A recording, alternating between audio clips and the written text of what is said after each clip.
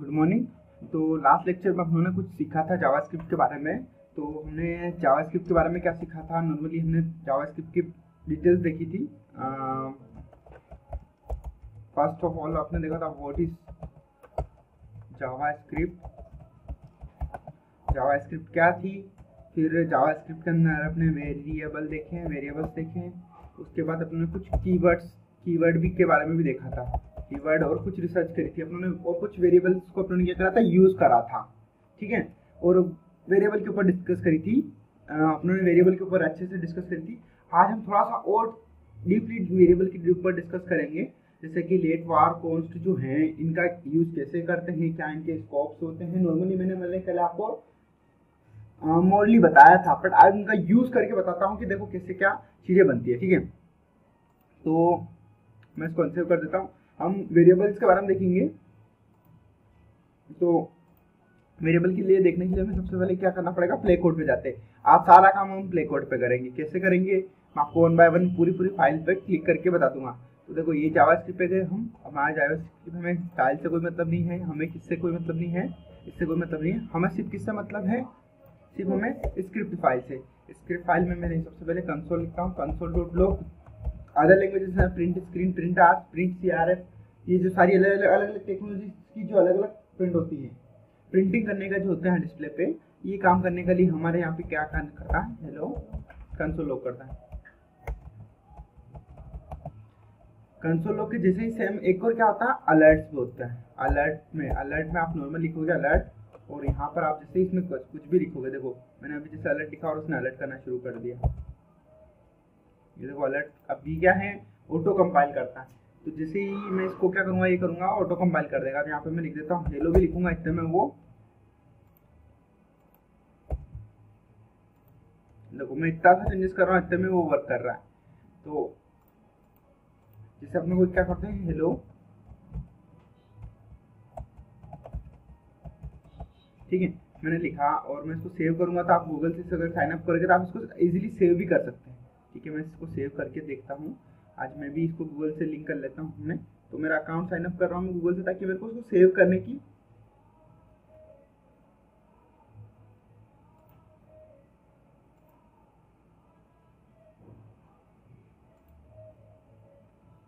देखो ये बहुत सारे अनवांटेड प्रोजेक्ट मैंने इसमें डिक्लेयर कर रखे हैं, तो मैं इनको सबको डिलीट भी कर सकता हूँ शायद यहाँ से। ठीक है, मैंने 17 सेकंड पहले आया था, तो मैं इसी पे काम कर रहा हूँ अभी ना। मैं इसका नाम दे देता हूँ, मैं देता हूँ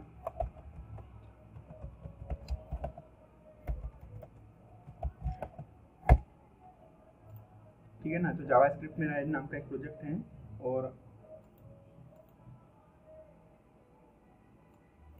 चाहे तो इनको अरेंज कर सकते हैं हम। वेबसाइट भी हमें चाहिए ही नहीं, तो हमें सिर्फ कंसोल लॉग चाहिए। क्या चाहिए यहाँ पर, कंसोल लॉग चाहिए, और हमें अपना कोड चाहिए। ठीक है ना। तो ओके, ये आपके प्रोजेक्ट्स को बता रहा है, आपके कौन कौन से प्रोजेक्ट हम इस पर काम कर रहे हैं। देखो अब मैं जैसे इसको क्या करूँगा, यहाँ से मैंने देखो ये मेरा अलर्ट। अब मैं कुछ भी यहाँ पे एक बार भी अगर इसमें कुछ भी थोड़ा भी चेंजेस करता हूँ तो मेरा अलर्ट भी दिख रहा है मेरे को, कंसोल भी देख रहा है। ऑटो कंपाइल है तो ऑटोमेटिकली क्या करेगा, इसको कंपाइल कर देगा। ठीक है, तो अब मैं इसको ना यहाँ पे गया और सेव करने से पहले मैं इसको बंद कर देता हूँ। ठीक है, मेरा अलर्ट खत्म हो गया। ऑटो अलर्ट मैंने रखा, ऑटो कंपाइल रख दिया। अब देखो लास्ट टाइम उसने देखा था वार। ठीक है, वार अगर मैंने एक्स क्लियर करा और मैंने इसके अंदर 10 इनिशियलाइज कर दिए, और अगर फिर मैं कंसोल लॉग करता हूँ, console.log, तो वार की वैल्यू क्या यहाँ पर क्या आ रही है, 10 आ रही है। अगर मैं यहाँ पर फिर से वार और एक्स लिख देता हूँ, और यहाँ पर अगर मैं ये कर देता हूँ, ठीक है, तो अभी कोई एरर जनरेट नहीं हो रही है। वो एडिटर चेक कर रहा है कि ये डबल डिक्लेरेशन है, बाकी यहाँ पर एरर जनरेट नहीं हुई है। और देखो मैंने कंसोल लॉग लिख दिया, यहाँ पर console.log लिखा मैंने, और यहाँ पर अगर मैंने एक्स पास करा तो अब क्या कर रहा है, वो एक्स की वैल्यू क्या कर दी उसने। तो देखो वार मैंने लिख के एक ही वेरिएबल को 2 बार डिक्लेयर कर दिया। तो ग्लोबली अगर हम वार का यूज करके अगर वेरिएबल डिक्लेयर करें तो हम उसको रीडिक्लेरेशन भी कर सकते हैं। ये क्या हो गया, रीडिक्लेरेशन। एक बार किसी वेरिएबल को डिक्लेयर कर रहे हैं और उसका फिर से डिक्लेरेशन कर रहे हैं। ठीक है, ये तो हो गया कौन से केसेस में हो गया। अब देखो ये क्या हो गया, ये तो केस अपना नॉर्मल हो गया रीडिक्लेरेशन का। इसमें क्या उन्होंने क्या करा, सिर्फ रीडिक्लेयर करा है। तो मैं वन बाय वन लिख लेता हूँ। नोट फाइल में अगर फाइल बनाता हूँ तो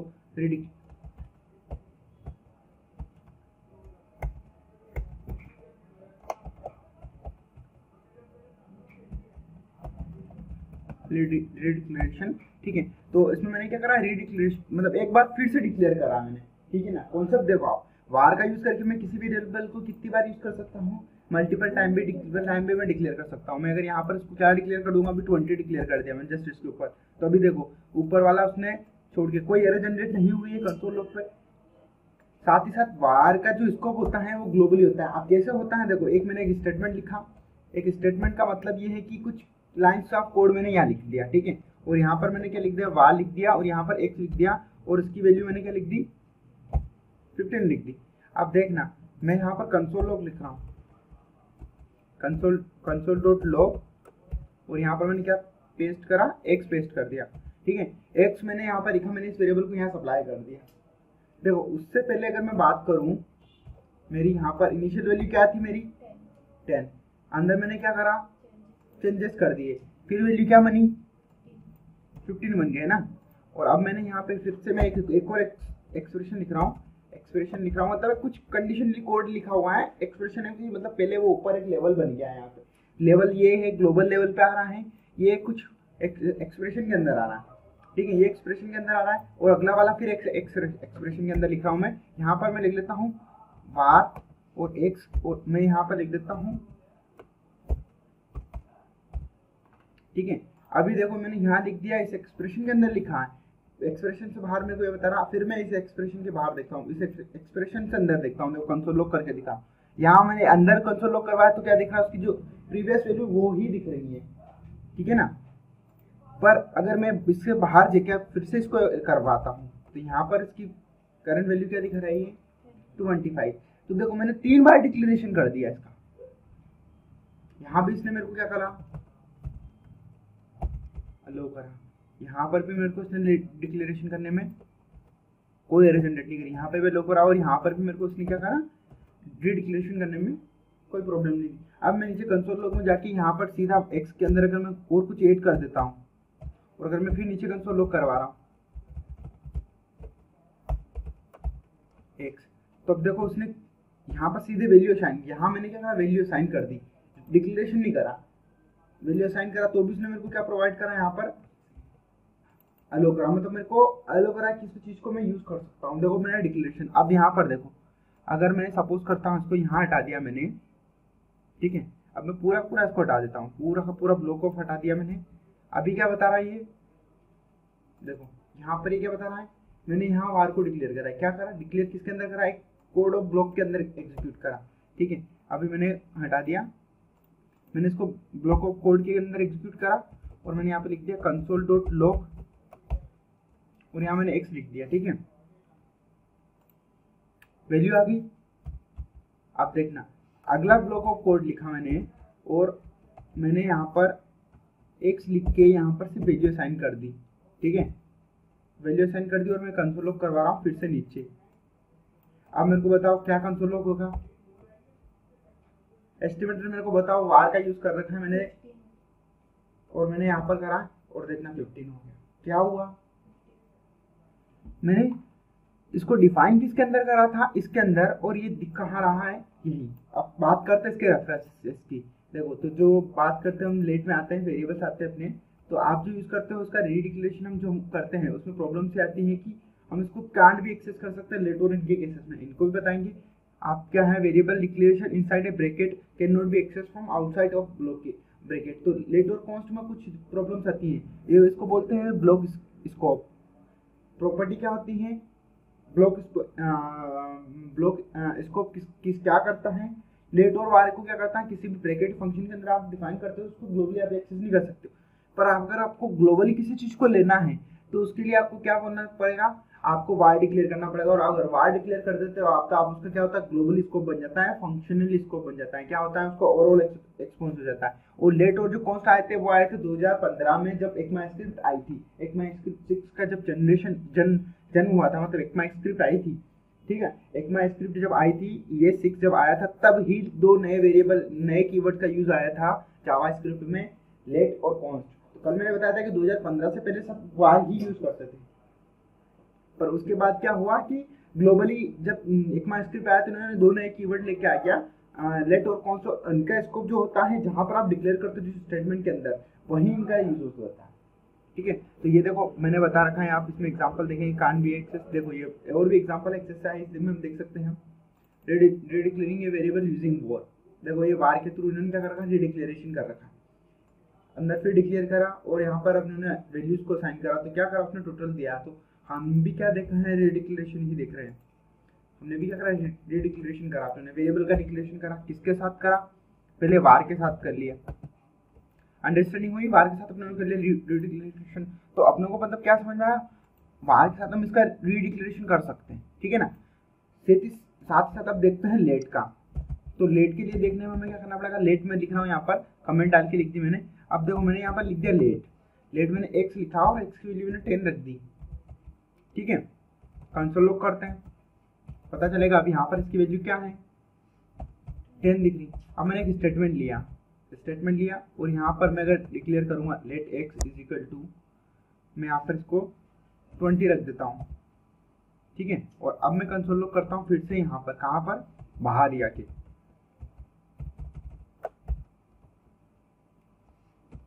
क्या हुआ, क्यों चेंजेस नहीं कर, ये कहाँ पर है, एक स्टेटमेंट से बाहर है। नॉर्मली कहाँ पर अपने इसको नॉर्मल ग्लोबल लेवल पे ऊपर ही पर टॉप पर डिक्लेयर कर रखा है, और टॉप पर डिक्लेयर करने वाले कोड को हम नीचे भी एग्जिस्ट करेंगे, तो जो वैल्यू डिक्लेरेशन टाइम थी वही थी, कोई चेंजेस नहीं हुआ, ठीक है। यहाँ पर इसने मेरे को क्या कर दिया, यहाँ पर इसने मेरे को हलो तो करा, डिक्लेरेशन तो हुआ। अगर मैं यहाँ देखो कंसोल लॉग डॉट ये करके देखता हूँ मैं, अगर मैं यहाँ पर x देखता हूँ तो क्या होगा, मेरे को x की वैल्यू कितनी दिखाई, उसने 20 दिखाई, कहाँ दिखाई, यहाँ पर दिखाई। अगर मैं इसी को, इस स्टेटमेंट को कॉपी करके एक बार और स्टेप आगे लेके जाता हूँ और इसके ऊपर डिक्लेरेशन से पहले अगर मैं दिखाने की कोशिश करूंगा, तो अब देखो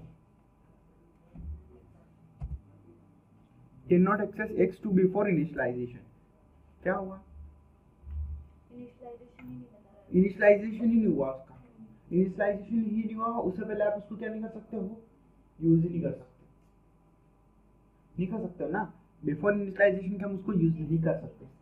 तो देखो एरर जनरेट हो गई, क्या हुआ, एरर जनरेट हो गई ना एरर। अगर मैं इसी लाइन को कमेंट कर दूं यहाँ पर, तो देखो प्रॉपर्ली चल रहा है, तो क्या हुआ, स्टेटमेंट की ये कैसे जनरेट कर रहा है, ब्लॉक लेवल इनिशियलाइजेशन काम कर रहा है इसका।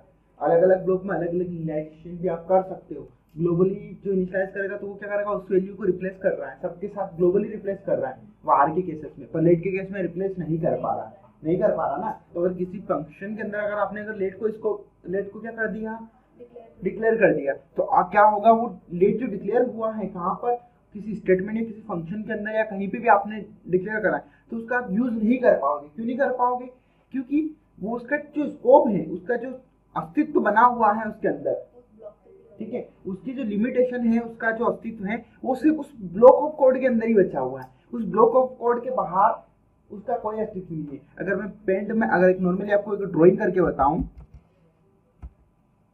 अगर मैंने पेंट का यूज करा, ठीक है, मैंने यहाँ पर क्या करा, एक ड्राइंग करा, ये एक सर्कल है, मैंने अगर यहाँ पर लेट का यूज करा, ठीक है, इस लेट का यूज करा, लेट एक्स का यूज करा, तो इसका जो अस्तित्व है वो इस सर्कल के अंदर ही है। वार अगर मैंने डिक्लेयर कर दिया, मैं अगर वार इसको यहाँ पे वार डिक्लेयर कर देता हूँ, मैं वार अगर मैं वाई डिक्लेयर कर देता हूँ, तो इस वाई का अस्तित्व यहाँ पर भी है, तो यहाँ पर भी मिल जाएगा आउट ऑफ बॉक्स। और ये मेरा पूरा जावास्क्रिप्ट है, ये मेरा पूरा जावास्क्रिप्ट एक फाइल है, पूरा प्रोग्राम है। इसके अंदर अगर मैं यहाँ पर x डिक्लेयर करता हूँ तो ये इस बॉक्स के अंदर दिखेगा, y डिक्लेयर कर दूंगा तो यहाँ पर भी दिख जाएगा। सपोज करो मेरे पास एक और बॉक्स बन गया, एक और स्टेटमेंट बना दिया, यहाँ पर मैंने लेट डिक्लेयर कर दिया, यहाँ पर मैंने लेट लेके आ गया मैं, और यहाँ पर मैंने लिख दिया लेट मैंने यहाँ पर लिख दिया लेट, अगर मैंने यहाँ पर लिख दिया z, ठीक है, तो मेरा क्या वार का स्कोप यहाँ रहेगा। यहाँ पर मैं क्या कर सकता हूँ, मैं y को एक्सेस कर सकता हूँ, यहाँ पर मैं y को एक्सेस करूंगा तो ये मेरे को क्या परमिशन देगा, सक्सेसफुली। यहाँ पर मेरे को आराम से मैं इस y को एक्सेस कर सकता हूँ, पर यहाँ मैं z को एक्सेस नहीं कर सकता। इस वाले ब्लॉक ऑफ कोड के अंदर मैं z को एक्सेस नहीं कर सकता। क्यों नहीं कर सकता, क्योंकि मेरे को z पर यहाँ पर मेरा जो है ब्लॉक लेवल डिक्लेरेशन है वो मेरे को परमिशन ही नहीं देगा। अगर मैं यहाँ वार को डिक्लेयर करता हूँ, ठीक है, अगर मैंने यहाँ वार को डिक्लेयर करा तो भी मैं इसको कहाँ एक्सेस कर लूंगा, तीनों ब्लॉक के अंदर। ये मेरा जो पूरा प्रोग्राम है मैं इस ब्लॉक के अंदर भी यूज कर लूंगा, इस ब्लॉक के भी अंदर यूज करूंगा। अगर मैंने यहाँ डिक्लेयर करा इसको वार को, ठीक है, अगर यहाँ मैंने वार लगा के यहाँ डिक्लेरेशन करा, अगर मैंने यहाँ पर वार डिक्लेयर करा और मैंने वाई डिक्लेयर करा, यहाँ पे भी मैं डिक्लेयर कर सकता हूँ, यहाँ पर भी डिक्लेयर कर सकता हूँ, यहाँ पर भी डिक्लेयर, मतलब समझ में क्या आया, किसी भी स्टेटमेंट के अंदर मैं क्या कर सकता हूँ, वहां लेके वो वेरिएबल को डिक्लेयर कर सकता हूँ और उसमें वैल्यू भी इनिशियलाइज कर सकता हूँ। पर लेट के केसेस में हम क्या कर सकते हैं, सिर्फ ब्लॉक लेवल पे ही स्कोप रहेगा। अगर आपने टॉप लेवल पे करा है तो जहां तक उसका स्कोप है, अब टॉप लेवल के अंदर देखो, यहाँ पर अगर मैं बात करूं इसको,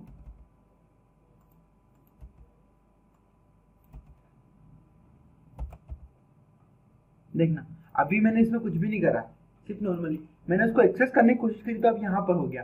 अगर मैं यहाँ पर डिक्लेयर कर रहा हूँ लेट और फिर एक से लेके कि अगर डिक्लेयर कर रहा हूँ, ठीक है, और अगर वैल्यू डालूंगा तो अब देखो दिक्कत आएगी। जब आप रीडिक्लेरेशन करने जाओगे किसी वेरिएबल को किसी स्टेटमेंट के अंदर लेट के थ्रू, तो आप क्या करोगे, उसको यूज नहीं कर पाओगे। पर जैसे इस सेट पे लेकर मैंने डिक्लेयर कर रखा है तो अब मैं इसको एक्सेस कर पा रहा हूँ।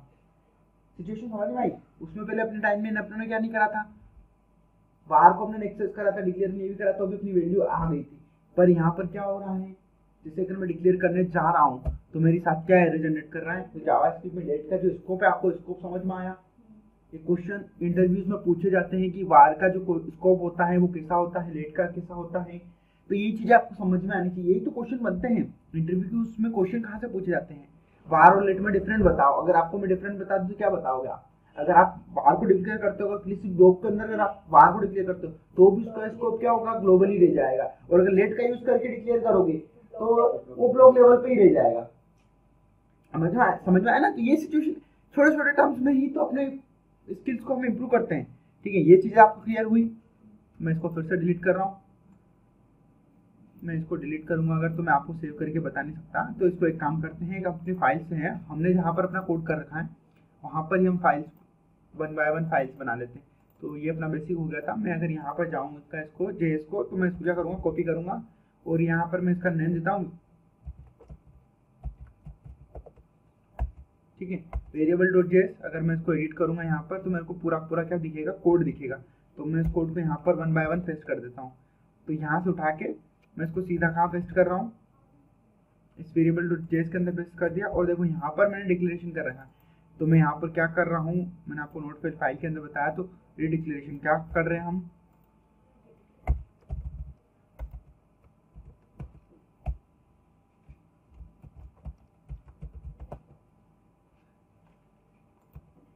तो हम यहाँ पर भी क्या देख रहे हैं, वेरिएबल के रीडिक्लेरेशन को देख रहे हैं। अब कॉन्स्ट का हमने छोड़ दिया था तो हम वार का, आपको समझ में आ गया, वार का आप इजीली आप मैनिपुलेट कर लोगे, आप अपने कोड में मेंशन कर लेना। मैं यहाँ पर अभी से लेट का आ गया, अब इसको मैं क्या कर रहा हूँ, कमेंट कर देता हूँ। तो मैं क्या करूँगा, मल्टी लाइन कमेंट कर दी मैंने, ठीक है ना, एक साथ कमेंट करिए। कमेंट की शॉर्टकट कीज होते हैं हर एक एडिटर के, तो आपको शॉर्टकट की जैसे आप एडिटर पर काम करोगे, कुल मिला के जो आपको एनवायरनमेंट होगा उसके एनवायरनमेंट में आप काम करोगे, वैसे से आपको समझ में आएगा। अब यहाँ पर हम किस पे काम कर लेते हैं, एक मैं कुछ लेट की कुछ और प्रॉपर्टीज पे भी डिफाइन बात कर लेते हैं। पहले 1 बाय 1 आप क्या करेंगे, कुछ और प्रॉपर्टीज पे हम क्या कर लेंगे, बात कर लेंगे। तो देखो और प्रॉपर्टीज क्या है, अगर हम देखेंगे तो लेट जो कीवर्ड करता है, redeclaration very using let can not solve the problems. तो ये क्या बोल रहा है, अगर यहाँ पर डिक्लेयर करेंगे तो x की वैल्यू यहाँ पर अपने 10 डिफाइन कर रखी है और यहाँ पर क्या है 2 रही इसके अंदर, और यहाँ पर वापस अगर बाहर निकले ब्लॉक से तो फिर से उसकी वैल्यू क्या हो गई। अब जो लेट है वो सपोर्ट करता है, ब्राउजर ही सपोर्ट करते हैं। उसके बाद रीडिक्लेरेशन में अगर आप देखेंगे तो एक से चलो अगर वार के थ्रू हम करेंगे, ठीक है ना, 2 टाइम हम अगर डिक्लेरेशन कर रहे हैं, 2 टाइम किससे, मतलब मैंने सेम टाइम पर आपको वार बताया था कि जैसे कि मैंने यहाँ पे लिखा था var x is equal to 10 और यहाँ पर लिख दिया था मैंने var x is equal to 20, sorry minus x is equal to 20, और मैंने यहाँ पे कर दिया और मैंने यहाँ पे कंसोल लॉग करा दोनों जगह। लेट के केस में मैंने बताया था क्या हुआ, वार के केस में मैंने बताया था आपको कि मैं डिक्लेरेशन कर रहा हूँ x का। देखो तो यहाँ पे क्या हुआ, अभी उसने मेरे को ना दोनों बार डिक्लेरेशन कर दिया, ठीक है ना। पर यही लेट के केस में देखना, लेट अगर मैंने y डिक्लेयर करा 10 प्रॉपर, कोई प्रॉब्लम नहीं है। देखो कंसोल लॉग भी करके दिखा देता हूँ, कंसोल डॉट लॉग। तो रीडिक्लेरेशन एक ही स्टेटमेंट के अंदर अगर आप रीडिक्लेरेशन करोगे, ठीक है, तो आपके साथ क्या प्रॉब्लम आएगी देखना, वार के इसके साथ, लेट के साथ और वार के साथ, दोनों के साथ डिफरेंट देखेंगे। तो फिर यहाँ पर अब मैं क्या करूँगा, फिर से अगर मैं लेट लिख के वाई लिख लेता हूँ और यहाँ पर मैं इसमें वैल्यू असाइन करूँगा, तो सिंपल सी बात है मेरे को क्या बोलेगा, वाई हैज ऑलरेडी डिक्लेयर्ड। तो यहाँ पर अपने को ये क्या करता है, अलो करता है क्या करने में, डायरेक्टली डिक्लेयर करने में। हम डायरेक्ट डिक्लेयर कर रहे हैं, सेम लेवल पे क्या कर रहे हैं, अलो कर रहे हैं मेरे को ये। इसने एलो करा, बट ये मेरे को क्या कर रहा है, एलो नहीं कर रहा है। क्या कर रहा है यहाँ पर, तो इसने मेरे को एलो कर दिया, मैं डिक्लेयर कर पा रहा हूँ, पर यहाँ पर मेरे को ये क्या कर पा रहा है, ये डिक्लेयर नहीं कर पा रहा है, नॉट एलो दे रहा है। यहाँ पर मेरे को परमिशन नहीं मिल रही। क्या नहीं मिल रही है, वेरिएबल डिक्लेयर करने की परमिशन नहीं मिल रही है। तो सेम लेवल ऑफ कोड पे भी अगर मैं डिक्लेयर करने की कोशिश कर रहा हूँ तो मेरे को क्या मिल रहा है, एरर्स मिल रही हैं। तो ये क्या होता है, इसकी प्रॉपर्टीज होती हैं, सारी प्रॉपर्टीज वर्क कर रखती हैं। अब आगे और भी देखें एग्जाम्पल में, अगर हम और भी देखें, बहुत सारे एग्जाम्पल दे रखे हैं रिडिक्लेरेशन वेरिएबल। अगर इसमें अलग अलग दिखाएंगे तो लोग अलग अलग ब्लॉक लेवल पर अलग अलग दिख जाएंगे, मैंने आपको पहले दिखा दिया था, ठीक है। तो अब बात बची अपनी किसकी, लेट की, कौन सी लेट और वार में तो आपको डिफरेंट समझ में आ गया होगा डेफिनेटली, अभी तक तो समझ में आ गया होगा। रेफरेंसेस भी है अपने पास, आराम से आप रेफरेंसेस भी देख देख कर समझ सकते हो। थ्योरेटिकली कोई बात नहीं है, थ्योरी समझने की जरूरत नहीं है, अपने को समझना है कॉन्सेप्ट जब तक हमारे समझ में नहीं आएगा तब तक हम प्रोग्रामिंग में हमारी स्किल नहीं आ पाएगी। प्रोग्रामिंग आप परफेक्टली करेंगे, मैं आपको भी श्योर बोल रहा हूँ कि आप प्रोग्रामिंग अच्छे से करेंगे, कोडिंग अच्छे करेंगे, बट आपको फ्यूचर स्किल्स डेवलप करनी है, ऐसी स्किल जो आज मेरे पास है, क्योंकि मेरे कॉन्सेप्ट क्लियर है। मैं आपको कॉन्सेप्ट पूरा कॉन्सेप्ट क्लियरली बता पा रहा हूँ, क्यों, क्योंकि मैंने कॉन्सेप्ट को टाइम दिया है और लाइफ में कुछ रूल्स बनाना। अगर आप डेवलपमेंट सीख रहे हो तो आज मैं आपको डेवलपमेंट के कुछ रूल्स बता देता हूँ, एक नोटपैड फाइल में बता देता हूँ कि डेवलपमेंट के जो कुछ रूल्स होते हैं। अगर आप डेवलपमेंट कर रहे हो, रूल्स सबके अपने अपने रूल्स होते हैं, ऐसा कोई स्पेसिफिक रूल्स किसी एक डेवलपर के लिए ऐसा कोई रूल नहीं बना हुआ है कि ऐसा कुछ ऐसा है कि सबका एक स्टैंडर्ड रूल नहीं है डेवलपर के। बट बेसिकली मैं मेरे रूल्स बता रहा हूँ आपको। डेवलपर के रूल्स जो होते हैं नॉर्मली, आप रिसर्च करो,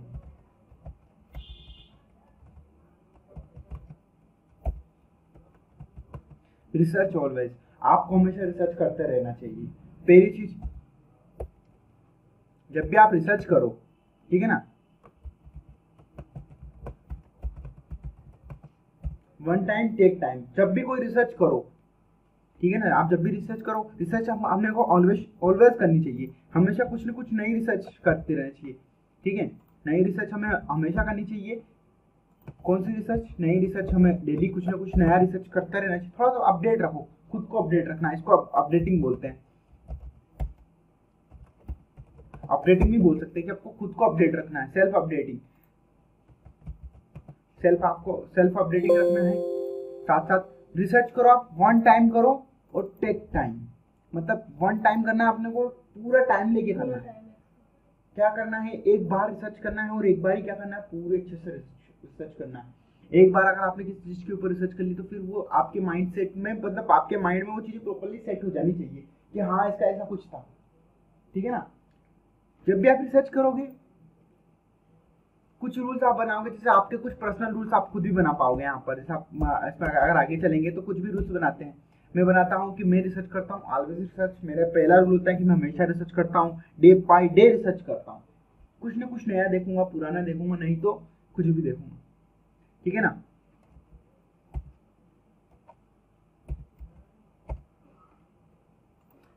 तीसरी चीज, आपको वर्क प्रायोरिटी देना है।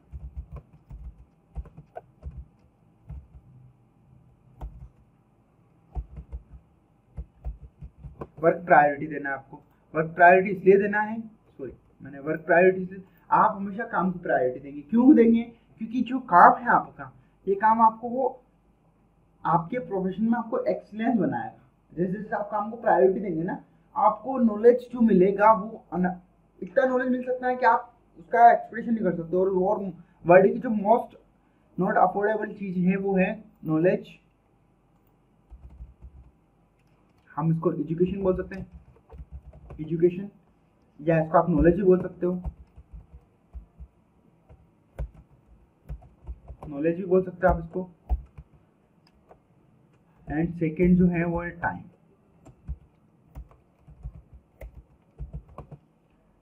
एजुकेशन और टाइम वर्ल्ड की सबसे वो थिंग्स हैं जिसको हम अफोर्ड नहीं कर सकते। कोई भी ऐसा कैंडिडेट नहीं है, कोई भी यहाँ पर वर्ल्ड में ऐसा कोई भी एक ऐसा पर्सन नहीं है जो इन चीजों को अफोर्ड कर सकता, नहीं कर सकता। एजुकेशन और टाइम किसी की कंट्रोल की नहीं है। आपको एजुकेशन, आपकी जो एजुकेशन आपका जो है वो आप ही तक सीमित है, ठीक है। आप उसको एक्सप्लोर कर सकते हो, आप उसको शेयरिंग कर सकते हो, और जब आपके पास आपका नॉलेज है, आपका नॉलेज कोई आपसे छीन नहीं सकता। सेकंड, आपका टाइम, आप कुछ भी कर लो, आपका टाइम आपका ही है। आपके टाइम में आपको डिपेंड करना है कि मुझे क्या करना है, कोई आपको प्रेशराइज नहीं कर सकता। आप कितना ही प्रेशर दे दो, अगर आपने डिसाइड कर लिया कि मेरे को इस टाइम में ये काम करना है, कोई पर्टिकुलर काम ही करना है, पर्टिकुलर टास्क ही डन करना है, चाहे दुनिया की कोई सी भी ताकत आ जाए, अगर आपने डिसाइड कर लिया तो फिर उसके बाद उसको आप चेंज नहीं कर सकते, ठीक है ना। तो ये डिसीजन जो है, दो चीजें आपको एजुकेशन नॉलेज वाला और टाइम वाला, ये खुद को लेना है। सही टाइम, राइट टाइम पे राइट एजुकेशन मिलने से आदमी हमेशा सक्सेस की ओर जाता है, और सही टाइम पे सही डिसीजन लेने पाते हैं। डिसीजन किसके बेस पे लेते हैं हम? नॉलेज के बेस पे लेते हैं, और आपको नॉलेज होगा तो आपको टाइम की वैल्यू होगी, ठीक है ना। तो ये कुछ चीजें होती हैं जो आप नॉर्मली आपको रखना चाहिए। वर्क प्रायोरिटी देना चाहिए, मैनेजमेंट रखना हमेशा जरूरी होता है। आप कुछ भी हो जाए,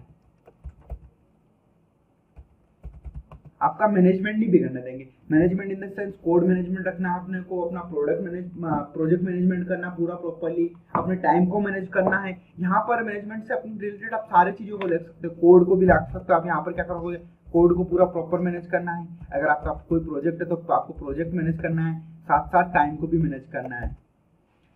ऐसा नहीं है कि आप जब कोड करने बैठ गए तो अपना काम एक काम होता है, वर्क प्रायोरिटी आपको देना है, पर आपका टाइम होना चाहिए कि किसी भी काम को करने के लिए मेरे को 1 घंटा चाहिए, 2 घंटा चाहिए, 1 hour, 2 hour, 3 hour, 5 hour, 1 day, 2 day, 7 day, clear declaration आपका क्लियर है। और जब भी आप टास्क डिफाइन करो तो उसका आपको है ना हमेशा बैकअप होना चाहिए। बैकअप इन द सेंस, आपने जब भी कोई कुछ काम करा है तो उसको आपको रिमेनिंग होनी चाहिए, आपको पता होना चाहिए कि मैंने ये कुछ काम कर रखा। थोड़ा धीरे धीरे हैबिट्स बनेगी, ऐसा नहीं है कि आज क्या सारी चीजें बन जाती है, धीरे धीरे हैबिट्स बनती है। तो कुल मिला के बात आती है कि खुद अपने अपने गोल्डन रूल्स अपने को डिफाइन करने पड़ते हैं।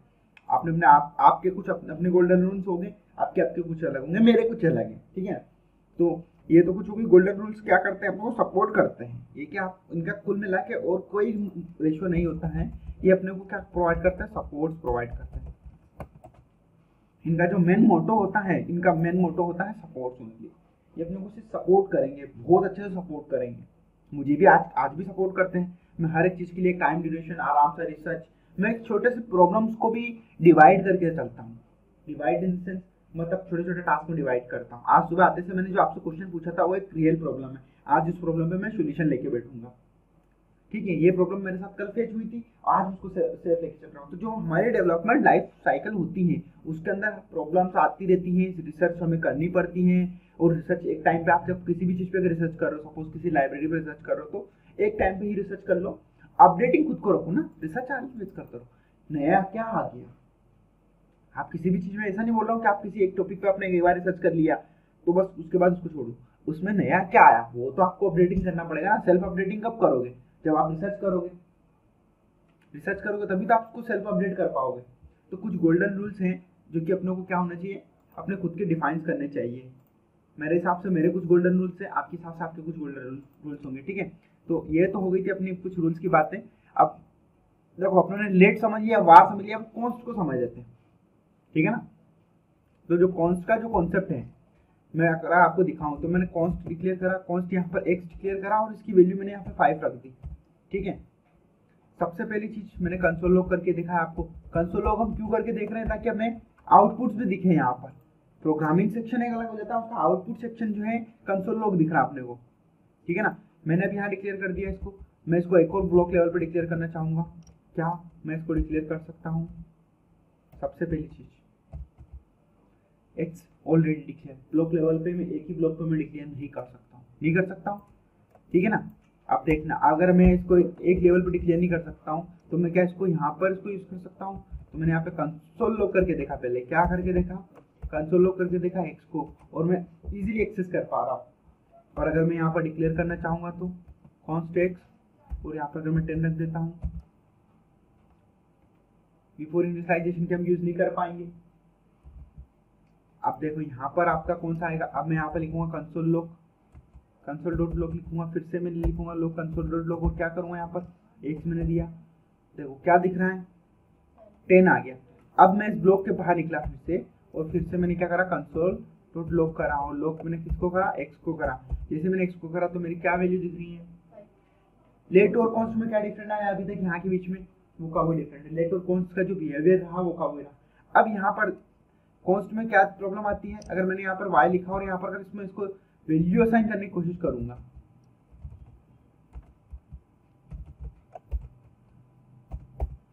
तो मैं यहाँ पर क्या है, इसको डिक्लेयर इसमें वैल्यू असाइन नहीं कर सकता हूँ। क्यों नहीं असाइन कर सकता, क्योंकि मैंने इसको ये कांस्टेंट है, पर यहाँ पर मैं वेरिएबल में ले सकता था। लेट, अगर लेट का यूज करके अगर मैं कोई वेरिएबल डिक्लेयर करता तो उस वेरिएबल में मैं क्या कर सकता था, वैल्यू असाइन कर सकता था, लेट के थ्रू कर सकता था, बट कॉन्स्ट में नहीं कर सकता हूँ। तो लेट और कॉन्स्ट में इससे यही डिफरेंट आ रहा है। बाकी अभी तक कॉन्स्टेंट इसमें सब में यही प्रॉब्लम आई, कोई प्रॉब्लम नहीं आई। मतलब नॉर्मली क्या रहा, लेट और कॉन्स्ट का बिहेवियर एक जैसे रहा, सेम ही रहा ना। अब देखो यहाँ पर अगर मैंने कोई इसको डिक्लेयर कर दिया तो फिर भी इसकी वैल्यू चेंजेस नहीं हुई ना। अब जैसे यहाँ पर इसका लोक लेवल पे क्या बता रहा है, मैंने यहाँ पर इसमें 10 डाल दिया, यहाँ पर ही डाल दिया। तो लेट का भी जो कॉन्सेप्ट है लेट और कॉन्स्ट में सिमिलर आता है।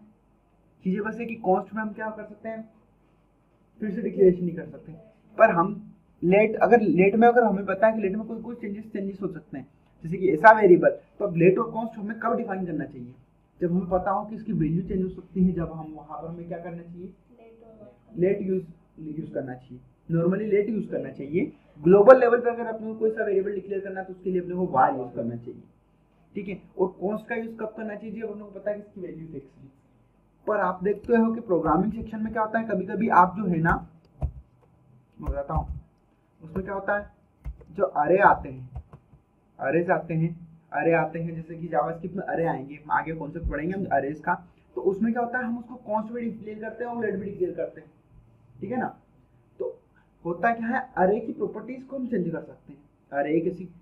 अरे अपने को क्या मिलेगा मैं बताऊंगा अरे पे, बाकी हम उसको कॉन्स्ट के थ्रू भी डिक्लेयर कर सकते हैं, और जब डिक्लेयर करेंगे तब आपको क्लियरली समझाऊंगा, ठीक है। तो देखो अभी नॉर्मली मैं अगर कॉन्स्ट के बारे में बात करूं आपसे, तो कॉन्स्ट कीवर्ड इंट्रोड्यूस इन ECMAScript 6 ये इसमें डिक्लेयर हुआ था, ठीक है। कॉन्स्ट से इसको कर सकते हैं रीडिक्लेरेशन करके, not be redeclare, can not be reassign. इसका क्या है, इसको डिफाइन करना पड़ता है। तो हम जब भी इसको डिक्लेयर करेंगे, इसका स्कोप कौन सा है, ब्लॉक स्कोप है, ब्लॉक लेवल स्कोप बोल सकते हैं हम। देखो, और अगर आपको यहाँ पे करेंगे तो गिव है आल्सो एरर। देखो अभी ये नॉर्मल बता रहा है, डिक्लेरेशन करा उसने कर रखा, मस्ट असाइन, आपने साइन कर दिया, ठीक है। रीडिक्लेयर करके भी आप साइन नहीं कर सकते हो। कॉन्स्ट की दिक्कत ये आती है कि आप अगर डिक्लेयर कर देते हो, एक बार आपने जैसे डिक्लेयर करा, कॉन्स्ट में क्या प्रॉब्लम है, देखो मैं अब बता देता हूँ, ये हटा देता हूँ पूरा। मैंने यहाँ पर कॉन्स्ट लिखा, कॉन्स्ट y लिख दिया, मैंने कॉमा लिख दिया, और यहाँ पे y को अगर मैं असाइन करने की कोशिश करूंगा 10, ठीक है, और मैं कंसोल लॉग करने की कोशिश करूंगा, console dot log, sorry y है ना। तो क्या बोल रहा है, the constant y must be initialised, मतलब इसको इनिशियलाइज करने की जरूरत है। आप इसमें वैल्यू डालना पड़ेगा। अब अगर इनिशियलाइज हो गया तो मैं इसको यहाँ इनिशियलाइज नहीं कर सकता हूँ, बाद में इनिशियलाइज नहीं कर सकता हूँ। पर लेट के केस में देखना, लेट x इज हटा दिया, और मैं यहाँ पे x इक्वल टू मैंने क्या कर दिया 10 लिख दिया, और मैं यहाँ पर अगर कंसोल लॉग लिख देता हूँ, कंसोल डॉट लॉग अगर मैंने लिखा और x लिखा तो लेट वो कॉन्स्ट में दोनों में ये डिफरेंस होता है कि भाई अगर हम फिक्स वैल्यू के साथ अगर काम करना है तो अपन कॉन्स्ट यूज करेंगे, और अगर अपने को फ्लेक्सिबिलिटी के साथ काम करना है तो लेट का यूज करेंगे, ठीक है। अंडरस्टैंडिंग हुई। देखो अब और भी है कॉन्सेप्ट अपने को, न्यू अरे हम इसको यूज कर सकते हैं, न्यू अरे के ऑब्जेक्ट के साथ फंक्शन के, और रेगुलर एक्सप्रेशन में हम क्या कर सकते हैं, कॉन्स्ट का यूज कर सकते हैं।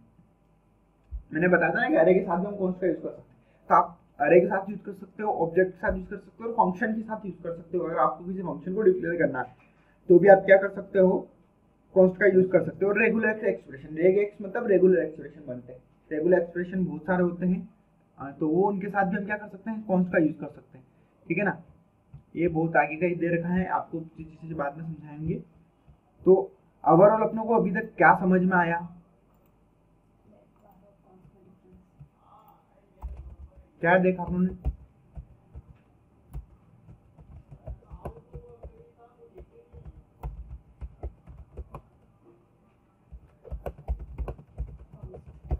अपने को क्या समझ में आया, इन तीनों के बीच में अपने ने क्या देखा, इनके बीच में डिफरेंस देखा, इन्हीं के लेट वार और कॉस्ट के बीच में अपने ने क्या देखा, डिफरेंस देखा। और यही डिफरेंस अपने को क्या समझ में दे रहा है, अपने को ये इनकी प्रॉपर्टीज और इनके स्कोप को समझा रहा है। तो आई होप कि अब तक आपको क्या समझ में आ चुका होगा प्रॉपरली।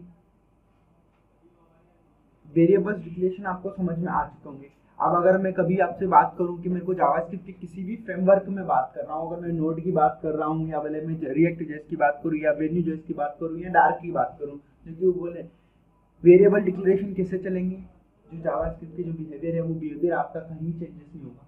वेरिएबल डिक्लेरेशन में कहीं कोई चेंजेस नहीं आएंगे। आप क्या कर सकते हो, जो भी है आप इसमें कर सकते हो। एक चीज आपको मैं बता देता हूँ, एक स्पेशल प्रॉपर्टी होती है वेरिएबल डिक्लेरेशन की, जिसको हम बोलते हैं होंकाई इफेक्ट।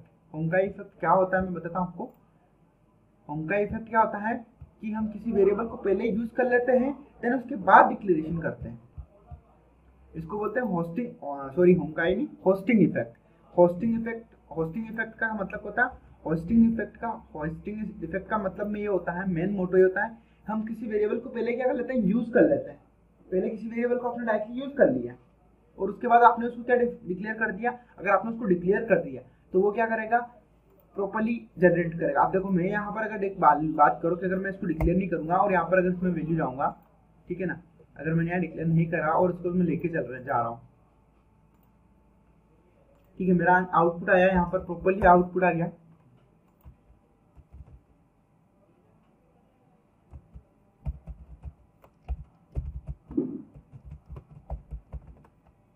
ठीक है ना, मेरा आउटपुट आ रहा। अभी देखो ये क्या हो रहा है, मैंने यहाँ डिक्लेयर करा क्या, नहीं करा। अगर मैं यहाँ डिक्लेयर कर दूं, देखो तो यहाँ जो होस्टिंग इफेक्ट क्या करता है, आप पहले वेरिएबल को क्या करो, यूज कर लो, उसमें वेरिएबल को क्या कर लो, यूज कर लो, देन उसके बाद आप क्या करो, उसको डिक्लेयर कर दो। ठीक है, तो इससे क्या होता है कि ये क्या करता है, use let variable before you declaration result will be reference error. Reference error करेगा। रेफरेंस एरो किससे करेगा, जैसे आपने इसको यूज कर लिया और फिर डिक्लेरेशन में आप अलग अलग डाल रहे हो। ठीक है, तो होस्टिंग इफेक्ट में क्या होता है, होस्टिंग इफेक्ट के बारे में अगर बात करें तो होस्टिंग इफेक्ट देखो, यहाँ पर मैंने इसको डिक्लेयर करा, अभी नहीं करा, पर मैंने इसको क्या कर लिया, यूज कर लिया। पहले मैं क्या कर रहा था, ऊपर डिक्लेयर कर रहा था, लेट अगर मैंने एक्स लिखा और अगर मैं इसको यूज कर रहा हूँ तो ये होस्टिंग इफेक्ट नहीं है। पर जो होस्टिंग इफेक्ट जो होता है वो क्या काम करता है, पहले आप क्या कर लो, इसको यूज कर लो। यूज करा, मैंने एक्स को यूज कर लिया, कंसोल लॉग कर लिया, और अगर मैं यहाँ पे चाहूँ तो अब लेट को मैं यहाँ पे डिफाइन कर सकता। ठीक है, अगर मैं यहाँ पे इसको डिफाइन कर दिया मैंने, जैसे मान लो सपोज करो मैं एंड ऑफ द मैंने पेज के यहाँ पे भी डिफाइन कर सकता हूँ, यहाँ पे भी मैं डिफाइन कर सकता हूँ। एक्स की वैल्यू कितनी आ रही है, अभी 10 ही आ रही है ना, एक्स की वैल्यू 10 आ रही है। तो होस्टिंग इफेक्ट में क्या हो रहा है, मैं वेरिएबल को पहले डिक्लेयर कर लिया मैंने। देखो मैंने वेरिएबल को डिक्लेयर कर लिया, ठीक है ना, उसको यूज कर लिया, तो ये क्या हो गया, होस्टिंग इफेक्ट हो गया। मैंने उसको अभी डिक्लेयर नहीं करा, अगर मैं चाहूँ तो यहाँ पे इसको बाद में डिक्लेयर कर लूंगा, लेट करके मैं क्या कर दूंगा, एक्स डिक्लेयर कर दूंगा। अब होस्टिंग इफेक्ट ये था, आपको समझ में गया। होस्टिंग इफेक्ट में क्या होता है, एक प्रॉब्लम होती है। क्या प्रॉब्लम होती है, अगर मान लो सपोज करो मैंने यहाँ पर x = 20 डालने की कोशिश करी, ठीक है ना, तो भी प्रॉपर्ली दे रहा है ये, शायद इसकी कुछ प्रॉब्लम्स होगी। तो मैं एक काम करता हूँ, एक न्यू फाइल बनाता हूँ, हमें इसको ब्राउजर साइड रन करके देखते हैं। क्या करते हैं, ब्राउजर साइड रन करके देखेंगे। ब्राउजर साइड हो सकता है कि ये प्ले कोड जो अपने को प्रोवाइड कर रहा हो, ये इनिशियली इंटरनली अगर एरर हैंडलिंग कर रखी हो इसने, तो अपने को प्रॉब्लम्स नहीं दे सकता है। तो कुछ अपने को कोड अपने को कस्टम भी करके देखना है। तो कैसे करके देखेंगे, देखो मैंने इसको नोट को क्या कर रखा है, ये रन कर रखा है। मैं सिंपल सा क्या करता हूँ, वहां से मैं सारा कोड लेके आ जाता हूँ और मैं यहाँ पर लेके आ गया। ठीक है, मैंने इसको सेव कर दिया यहाँ पर। मेरे को उसको रन करना है तो मेरे को यहाँ पे क्या करना पड़ेगा, git bash करूंगा मैं यहाँ पर, और यहाँ पर मेरे को कुछ नहीं करना। अगर इसको रन करना है तो मेरे को टर्मिनल में जाऊंगा और मैं लिखूंगा नोड और यहाँ पर वेरिएबल .js लिखूंगा, और जैसे मैं इसको रन करूंगा तो देखो ये अब एरर आ गई। वहां एरर नहीं आ रही थी, पर देखो एरर आ रही थी। मेरे को पता था कि होस्टिंग इफेक्ट काम करता है। कब काम करता है, जब आप उसको क्या करोगे, ये करोगे, पर reference x before initialisation can't access. देखो ये बोल रहा है कि ये कांट एक्सेस नहीं कर सकता, किसको एक्सेस नहीं कर सकता, इस एक्स को एक्सेस नहीं कर सकता। तो होस्टिंग इफेक्ट के थ्रू हम इसको एक्सेस करके देखिए। अब देखो मैंने यहाँ पे लेट लिखा और इसको मैंने एक्सेस करने की कोशिश करी। अब मैं फिर से इसको रन करूंगा, फिर भी मेरे को एक्सप्रेस दे रहा है। तो मैं होस्टिंग इफेक्ट को देखता हूँ प्रॉपर्ली क्या वर्क कर रहा है, होस्टिंग इफेक्ट कैसे क्या काम कर रहा है। देखो होस्टिंग इफेक्ट में हो क्या रहा है, मैंने यहाँ डिक्लेयर करा, यूज करा, देन उसके बाद रीडिक्लेयर करा, यही है ना।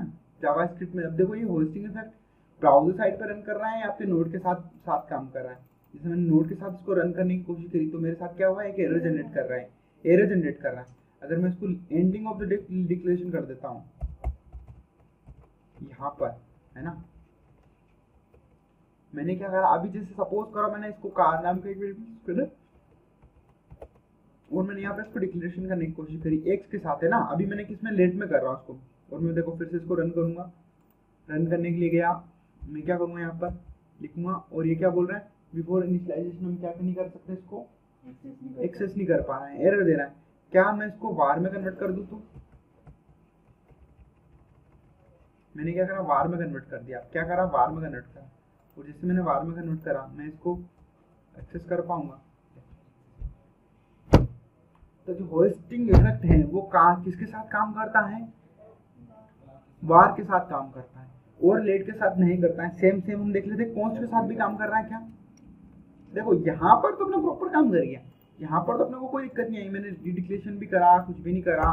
मेरा क्या है, मैंने होस्टिंग इफेक्ट जब लिया तो मैंने निशान को डिक्लेयर करा। यहाँ पर अगर मैंने लेट के साथ इसको डिक्लेयर भी कर दिया, लेट एक्स भी डिक्लेयर कर दिया, तो भी मेरा प्रॉपर चल गया। पर ये प्ले कोड क्या है कि एडिटर इंटरनल एक इंजन बना हुआ है, ये क्या करता है, एरर को खुद भी मैनिपुलेट करता है। पर अगर अपने प्रोग्रामेटिकली देखा, अपने लॉजिकली देखा, प्रोग्रामेटिकली अपने क्या करते, उसको रन करके देखा, तो अपने को ये चीज कहाँ समझ में आई, जब उन्होंने अपने रियल प्रोग्राम में यूज करा। यहाँ पर कोई इंजन नहीं है, यहाँ पर सीधा जावास्क्रिप्ट की फाइल रन हो रही है। तो जब कोई इंजन के साथ रन करता है तो कुछ एरर इंजन खुद सोल्व कर लेता है, बट कुछ एरर क्या होती है कि जो इनिशियल रनिंग स्टेट में काम आती है, वो जो रन होता है और जब एरर जनरेट होती है तो वो रनिंग एनवायरनमेंट में ही पता चलती है। तो देखो होस्टिंग इफेक्ट में यहाँ पर अपने क्या करा, लेट को यूज करके करा। क्या करा, लेट का यूज करके देखा तो अपने को प्रॉब्लम आई, वार का यूज करके देखा तो नहीं आई। और अगर मैं कॉन्स्ट का देख लेता हूं तो